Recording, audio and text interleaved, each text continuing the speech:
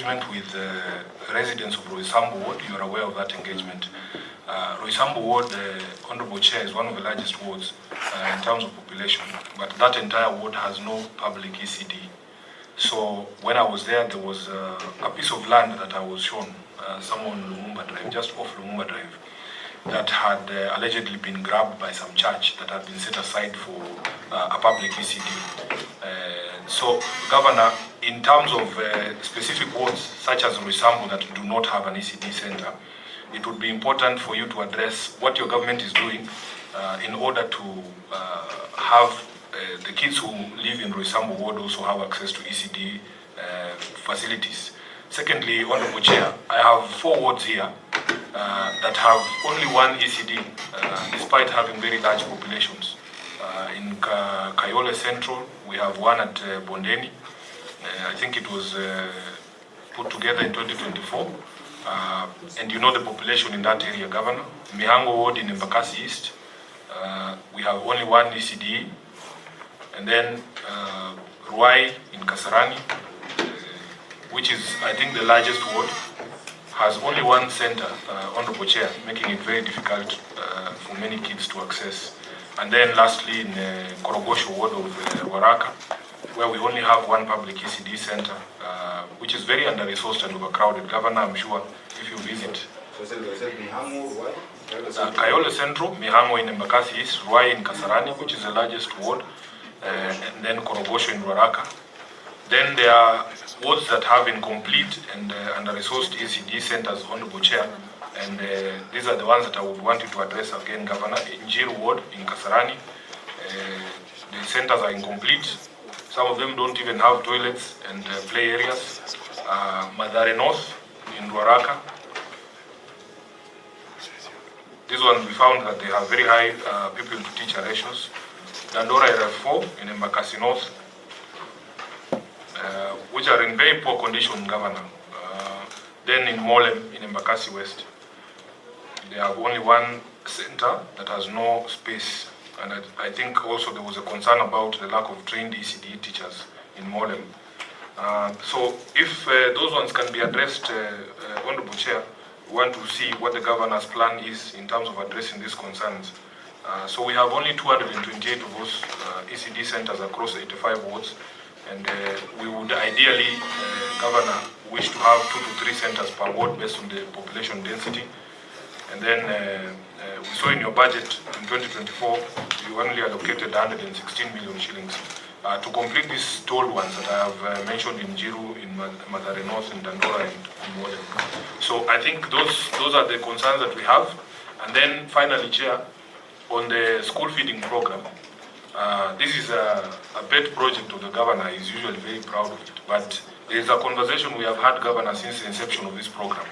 He knows that 70% of the school-going children in Nairobi are not actually in public schools.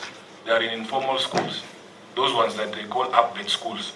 The governor gave an undertaking, I think it's been 2 years now, that feeding program would be extended to the informal schools, because what is essentially happening is that we are using that 1.8 billion shillings that he's talking about to feed only 30% of our school-going kids.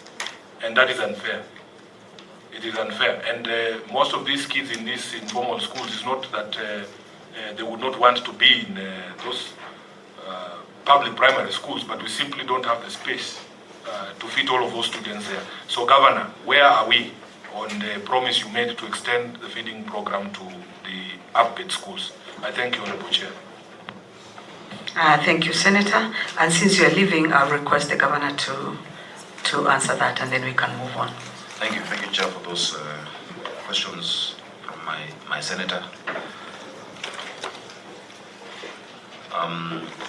Chair, some of the information is not correct. I'll start with the issue of the wards without ECDs. Roysambu ward has Roysambu Primary, which has an ECD. There is also, I've just seen over here, Marurui preschool is also in Roysambu ward. So there are actually 2 in that ward. Roysambu preschool and Marurui. Roysambu Primary is not in Roysambu Ward, but it's just right next. It's in Zimmerman Ward, but it's right next. Some of our wards are so close to each other that not every ward has, but ideally you want every ward to have, an ECD, but they're really close. The wards that need the most attention are the vast wards, like Ruai. Ruai is the biggest ward, possibly actually it's the biggest ward in the county, And in Ruai ward, we have there are actually 6. There's Ruai Primary, there's Gitwambu, there's Highway Manyata, there's Mondo, Athi, and Kamulu. Those ones have ECD centers. I think what maybe the concern was being raised is standalone ECDs that may not exist. That is what we are talking about. But these are within our primary schools. Yeah. In Miango, we have Miango Primary, we have Skyway, we have GSU, we have Utawala. That is next to that ward. What is this? ICAP as well. Kayole Central, we have 3. There is Imara Primary, Bondeni in Mongaza. We also have one that, you see, some of these might not find themselves in the education budget. They're in the ward-based program budget. So I know in Kayole Central, for instance, we built a brand new full ECD through the ward-based program budget in that ward.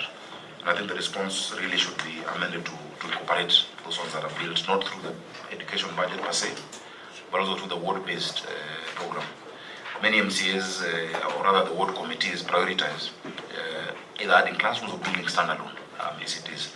But that piece of land that we're talking about in Roysambu is something that we're actually following up, even with the National Land Commission to retrieve, to get back.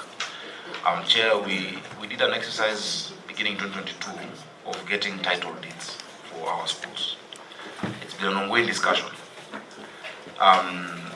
Many of the schools, we had the original titles, actually around 100 of them, because all of these were county properties. The challenge that came with NLC was them saying which function is delivered in that school. Is it a national function or a county function? And they made an attempt to say that they will produce the titles and give them to the national government, which we opposed as Nairobi, because we have not transferred that asset to the national government.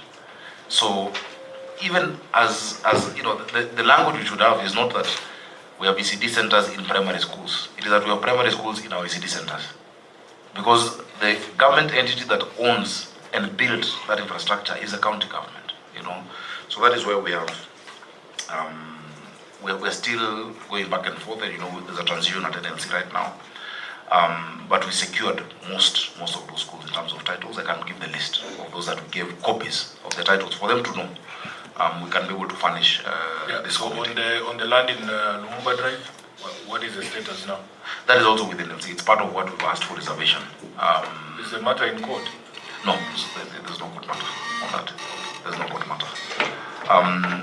And Chair, we've actually been able to get more land than just that. 1,000 and something parcels of land that came to be owned by the county through surrender, through subdivisions. You do a subdivision, you do provision for public utilities. And so many of those now are at NLC for what we call reservation to the county government, so that we can have space to build more schools. It is true, there is a severe shortage of schools in Nairobi. And that's a historical problem, and a political problem. Since 1992, when multipartyism started, very few schools were built in the city. When the national government at that point lost grip of the county.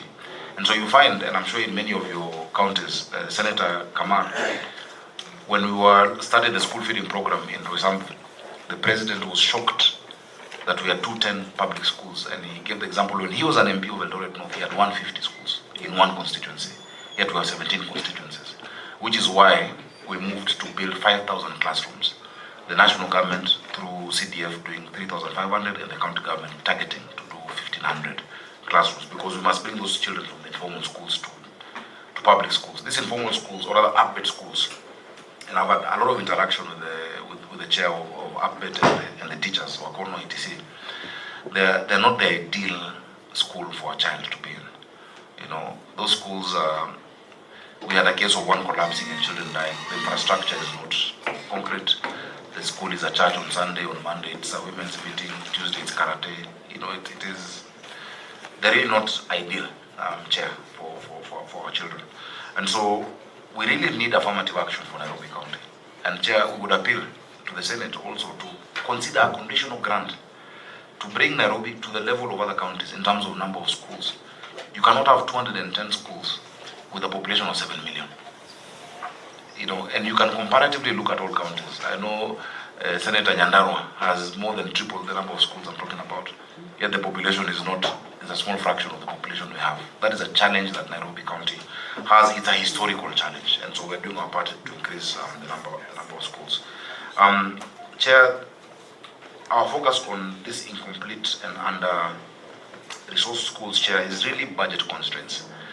It's really budget constraints. Chair, in the ideal situation, we would want to have, as we said, starting with the ECD, the ratio of 1 is to 33 is too high. We need to come down, but we need more of our students in our public, schools. A child goes through the entire education system. When they get to the exams, they're in centers that are not recognized, and you find a scramble for them to actually go to exams in another different center. Chair, I think finally, maybe I can even point out a modem. It has not been written for me. Modem, there is actually ECD in Superloaf Primary School. Korogosho.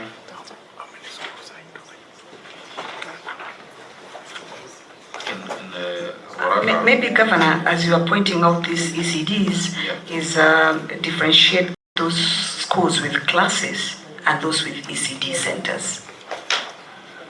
Chair, it depends on the definition of an ECD center. I can give an example. If you go down the road to Kongoni Primary School,